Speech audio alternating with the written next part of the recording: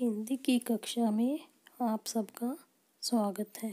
बच्चों, आज हम वितान पाठ 14 समय बहुत ही मूल्यवान है के विषय में पढ़ेंगे।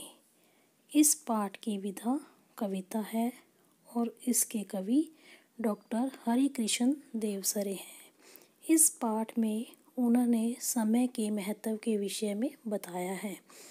एक बार जो समय चला जाता है वह लौट कर नहीं आता। समय पर काम न करने वाले व्यक्ति बाद में पछताते हैं। इसकी बार बार दोहराई पंक्ति कुछ सीख देती है। दोहराई क्या होता है? दोहराना, यानी कि बार बार एक ही बात कहना। पढ़ कर जानो क्या, चला गया जो समय लौट कर कभी नहीं फिर आता। सदा समय को खोने वाला कर मलमल पछताता।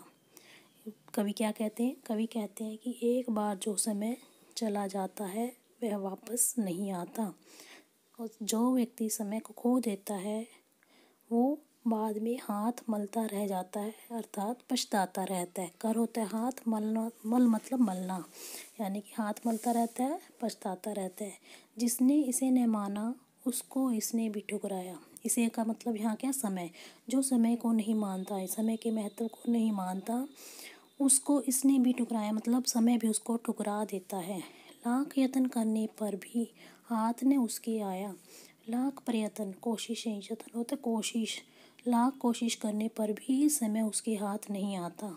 हो जाता है एक घड़ी के लिए जन्म भर होना। एक घड़ी यानी कि क्षण भर के लिए। अगर हम थोड़ी सी भी देर कर देते हैं तो हमें जीवन भर रोना पड़ सकता है। समय बहुत ही मूल्यवान है, अर्थात समय बहुत कीमती है। व्यर्थ कभी मत खोना, इसे बेकार मत खो, अर्थात हमें समय के महत्व को पहचानना चाहिए। धन खो जाता श्रम करने से फिर मनुष्य है पाता। स्वास्थ्य बिगड़ जाने पर उपचारों से है बन जाता। इन दो पंक्तियों में कवि कह रहा है कि अगर हमारा धन खो जाता है तो परिश्रम करने से हम उसे दोबारा प्राप्त कर सकते हैं। इसी प्रकार जब हमारा स्वास्थ्य खराब हो जाता है तो उसका हम इलाज कर सकते हैं। इलाज से हम अपने स्वास्थ्य को दोबारा प्राप्त कर सकते हैं। विद्या खो जाती फिर भी पढ़ने से है आ जाती। अगर हम विद्या को खो देते हैं तो उसको दोबारा पढ़ने से हम प्राप्त कर सकते हैं। लेकिन खो जाने से मिलती नहीं समय की थाती। लेकिन एक बार अगर समय चला जाता है तो वह वापस प्राप्त नहीं किया जा सकता। जीवन भर भटको छानो दुनिया का कोना कोना।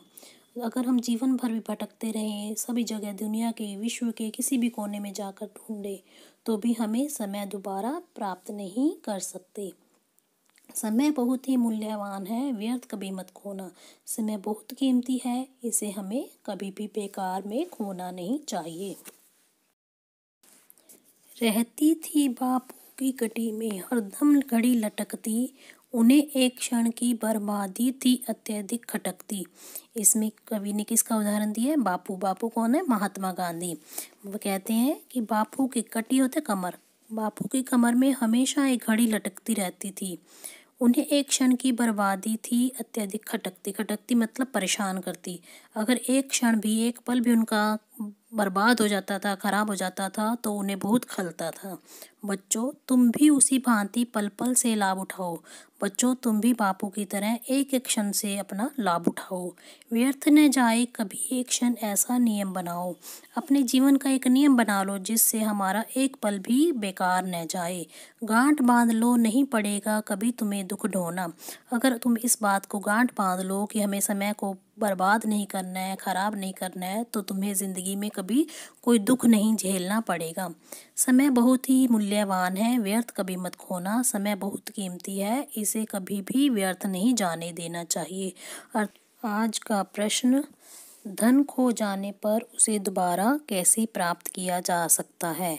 बच्चों, आप इस प्रश्न का उत्तर कमेंट बॉक्स में लिख कर दें।